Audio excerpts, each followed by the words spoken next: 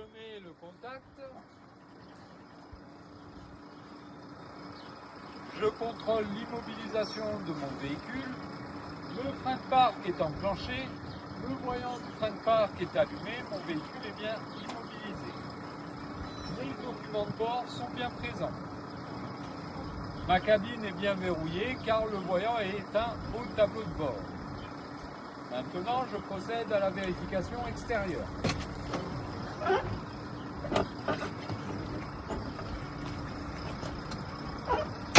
Je vérifie l'ensemble, vitrage, rétroviseur, carrosserie, roue.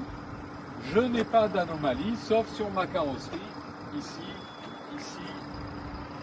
et là. Je vérifie mon pare-brise, mon antéviseur, ma carrosserie.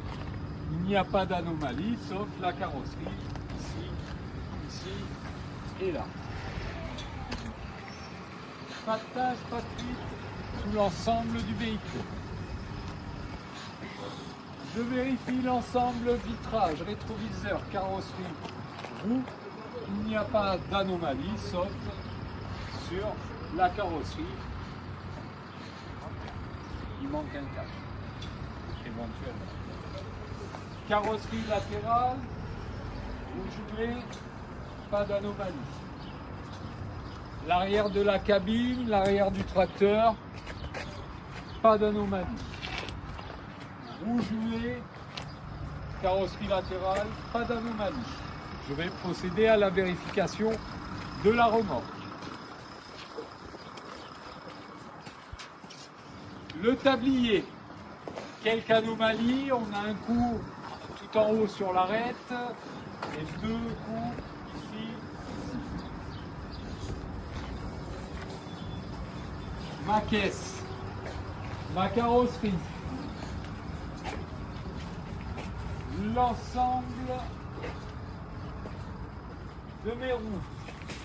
Pas d'anomalie, hormis quelques petites griffures.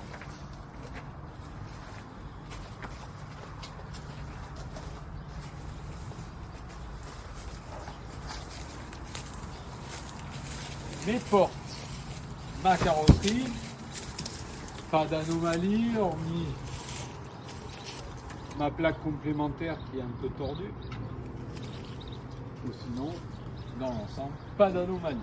Je vérifie le chargement.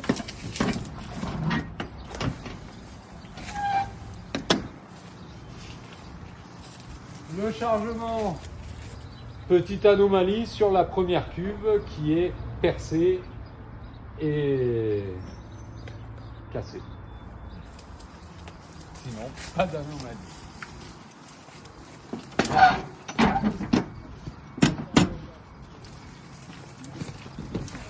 Ma caisse, ma carrosserie, l'ensemble de mes roues, pas d'anomalie, hormis quelques petites griffures. Fin de la vérification. Je vais positionner mon véhicule tracteur pour effectuer les compatibilités. Mise en marche du moteur. Je n'ai pas d'anomalie. Pas de voyant de danger allumé entre le frein de parc, la ceinture.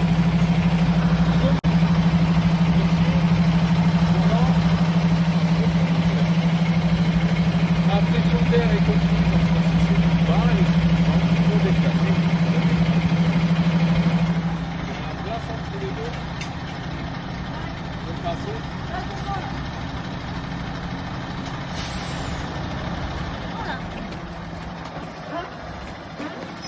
Le véhicule est bien immobilisé.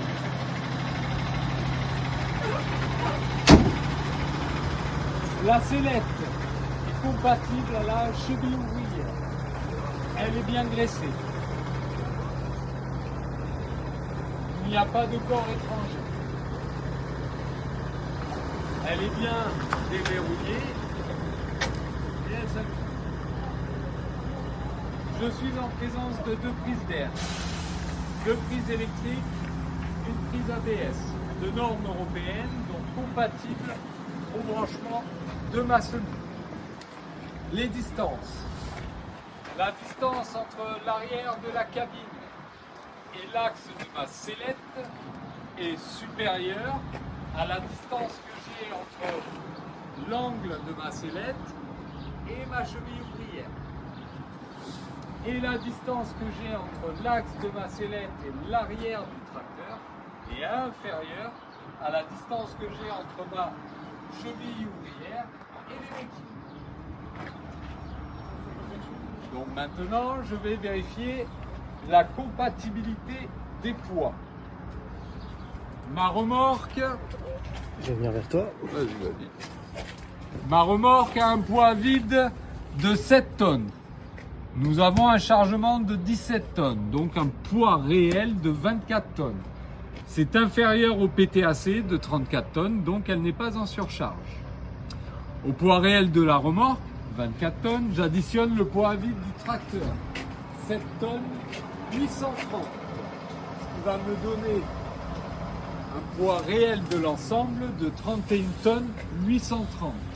C'est inférieur au PMA de mon ensemble, qui est donc de 41 tonnes 830. Je l'obtiens en additionnant le PTAC de ma remorque au poids vide de mon tracteur. Mon PMA est lui-même inférieur au PTRA du véhicule tracteur, qui est de 44 tonnes. Il n'y a pas de surcharge, c'est compatible, je peux procéder à l'attelage en 2 temps.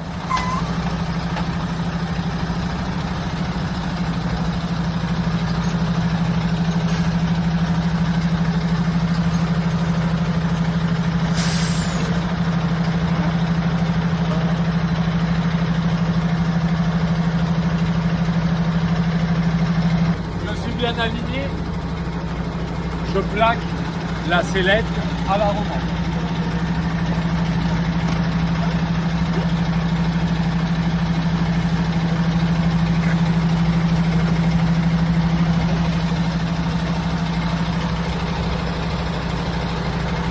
Je procède à l'attelage.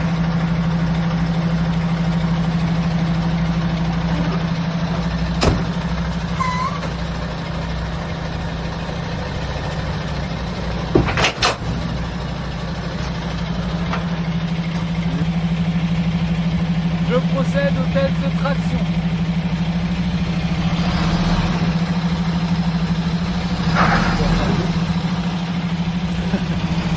Test de traction concluant.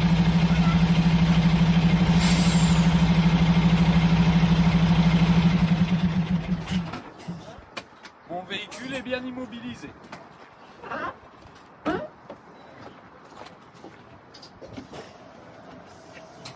Je soulage les béquilles, je lève ma suspension, tant que j'ai de l'air.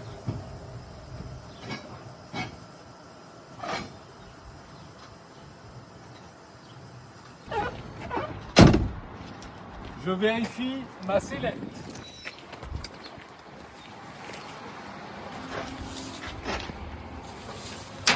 Ma sellette est bien verrouillée. Ça est logique, on commence du fond vers nous. Pour les mains d'air à la verticale, on met les 2 joints noirs bien en face les uns des autres. Éventuellement, je pince et au niveau de la gestuelle, il faut essayer de rester le plus droit possible, bien à la verticale. Qu'est-ce qu'on a? On va mettre la prise électrique, comme ça c'est fait. Vous avez vu, c'est le capot qui fait clapper, qui retient la prise.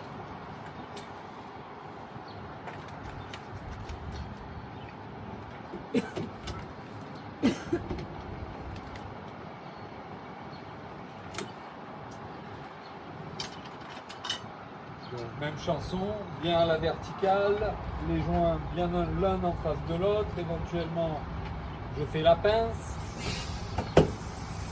Des fois ça peut un peu fuir, des fois je remonte un peu, je redescends, j'ajuste le tir. Après il y a toujours des fuites.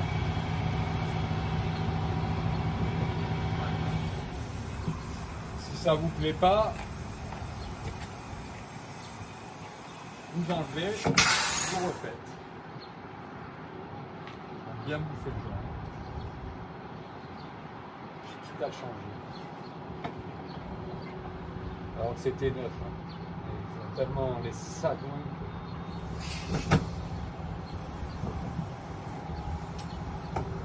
À grande vitesse.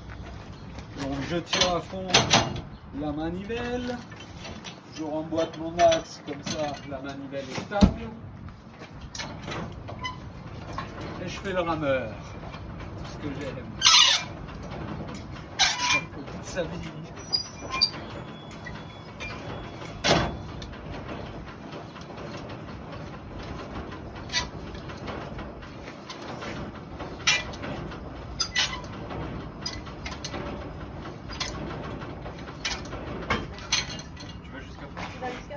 Ah, moi, j'aime. Ah oui, ça on a toujours dit. Hein. Faut tout mettre. Hein. Fais gaffe, t'es filmé, c'est ma femme qui fait les montages.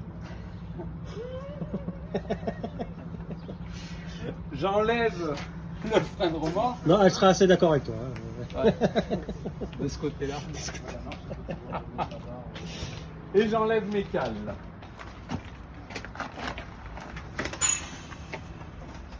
Maintenant, je remets mon véhicule en position route. Donc, du moment que le voyant vert hein, est allumé, elle est allumée. Hein. Sinon, c'est ici pour éteindre et allumer. Position route. J'appuie une fois, ça suffit. J'ai constitué un ensemble d'une longueur de 16,50 m, une largeur de 2,50 m, une hauteur de 4,20 m pour un PMA de 41 tonnes 830 et un PTRA de 44 tonnes. Je vais maintenant procéder à la vérification des feux.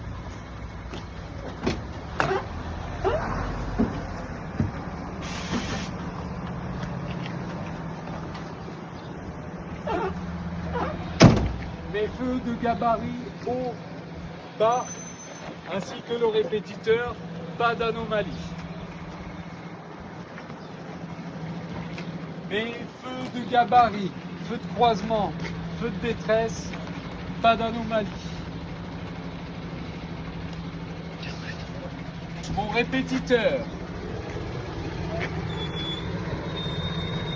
Mes feux de gabarit haut et bas, pas d'anomalie. L'ensemble de mes feux de position latéraux ou feux de gabarit latéraux, c'est accepté. Il n'y a pas d'anomalie. Mes feux de gabarit haut, bas, feux de détresse, feu rouge ou feu de position, comme vous le souhaitez, il n'y a pas d'anomalie. Avec votre aide, nous allons vérifier les feux stop. Allez-y, mon brave. Oui. Ouais. Le gabarit, c'est.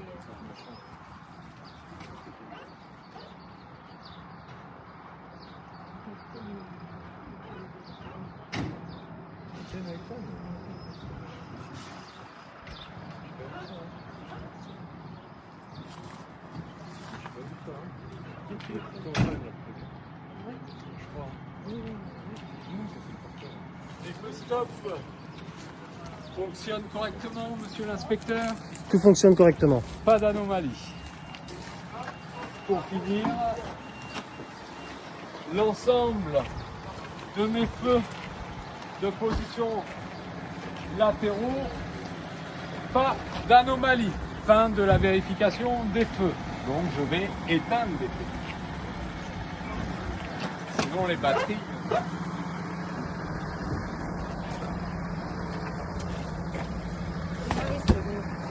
Monsieur l'inspecteur, je suis prêt à tirer au sort un thème parmi les 6. Je vous les montrerai. Après le thème, je suis prêt à tirer au sort fiche orale. Blablabla. Une fois que ma fiche orale est terminée, je procède au test de frein. Quand ma pression d'air est insuffisante, donc je mets en pression mes bouteilles d'air. Moi je m'embête pas, au lieu de rester accéléré, j'appuie sur le mémoire, il accélère tout seul et j'attends que ça gonfle les bouteilles. À l'examen, des fois, ce qui se passe, tout simplement, c'est qu'il vous demande de démarrer le moteur pendant que vous faites la fiche orale. Comme ça, pendant que vous faites la fiche orale, gentiment, ça gonfle les bouteilles. Ouais. Par contre, on n'augmentera pas forcément le ralenti moteur, parce que sinon on s'entend plus parler. D'accord. Donc là, j'ai pas le choix, je suis obligé d'attendre que ça monte un peu en pression. J'attends au moins que ce soit à 9 bars. C'est gradué de 3 en 3, ça fait 0, 3, 6, 9, 12. Donc là, j'ai pas le choix, j'attends. Voilà. Donc,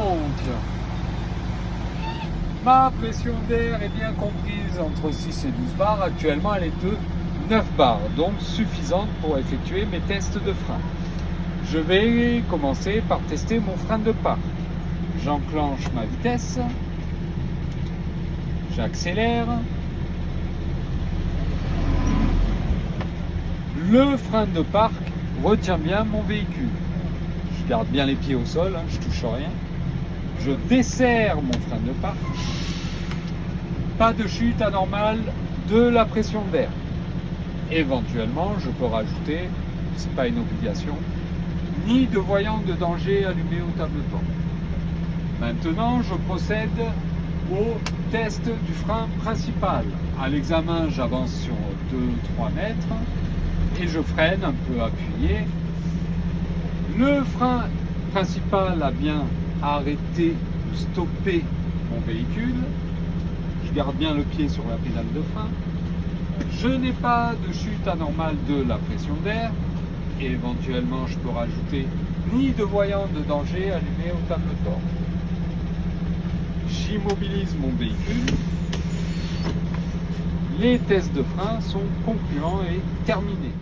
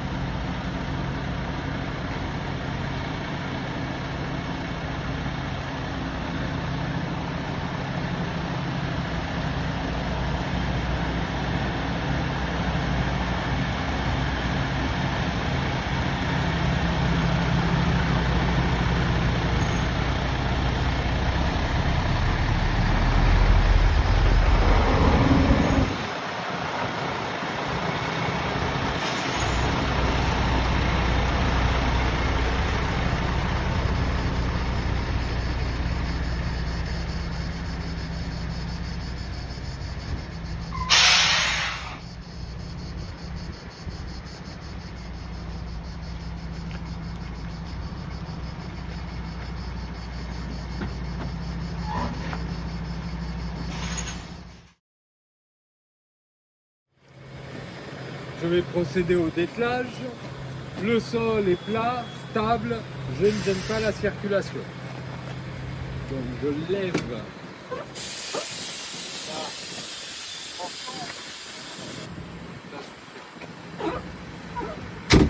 En passant derrière la semis, pour bien respecter l'ordre des choses,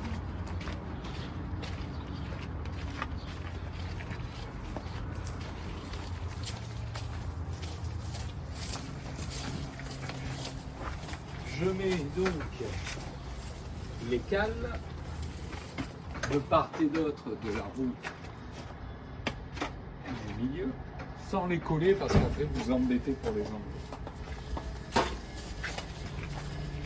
Juste avant les béquilles, on a notre frein de remorque. Je tire. Je descends les béquilles, donc je me mets en grande vitesse.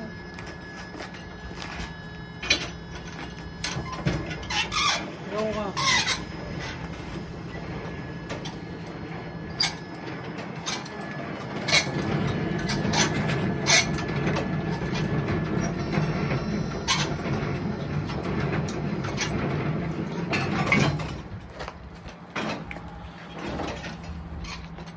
Je me remets en petite vitesse. Un pchit. Et le deuxième ne devrait pas trop tarder.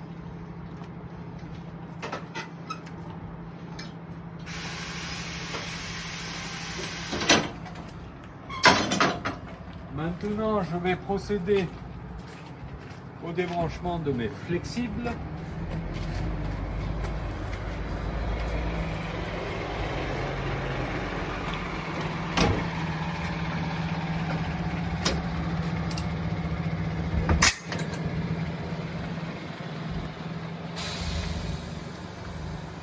On évite de faire un sac de nœuds.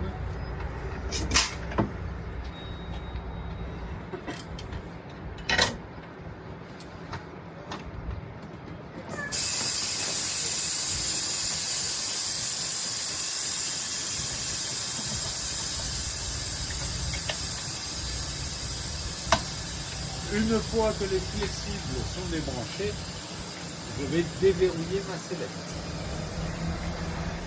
Dans un premier temps, je tire vers moi. Après, je décale à droite et je finis de tirer. Des fois, comme là, ce qui arrive, c'est que ça bloque. Ça se bloque. J'arrive pas à la déverrouiller. Ça peut arriver. Pourquoi? Parce que le sol n'est pas à 100% plat. Ça peut être un peu bombé. Du coup, ça force entre la sellette et la cheville ouvrière. Donc, si ça vous arrive, pas de panique, je remonte en cabine, je desserre mon frein de parc, ça va détendre l'ensemble et je remets mon frein de parc. Bien sûr, à l'examen, systématiquement, je referme la porte derrière moi. J'enlève mon frein de parc, je remets le frein de parc. Déverrouiller ma sellette. Donc je tire vers moi, je décale et je finis. Et là, elle s'est déverrouillée toute seule. Maintenant, je procède au dételage en deux temps. Votre encoche, repère visuel, à hauteur du tablier. Soit là, là, là, là, hein. À peu près aligné.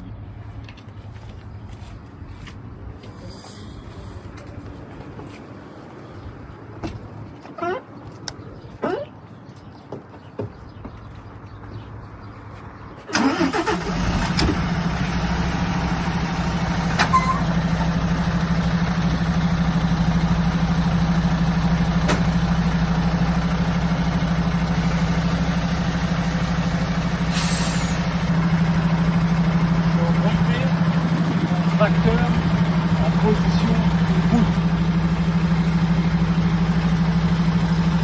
Là, je referme la porte. Je confirme que la remorque est bien stable et que les béquilles ne s'enfoncent pas dans le sol. Donc maintenant, je garde le tracteur à côté de la remorque.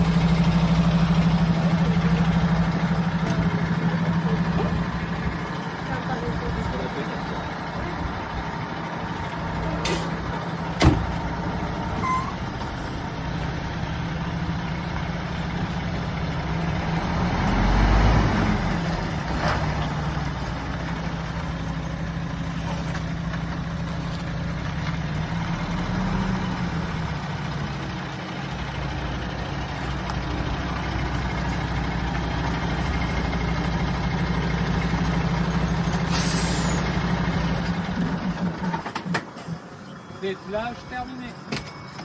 Voilà.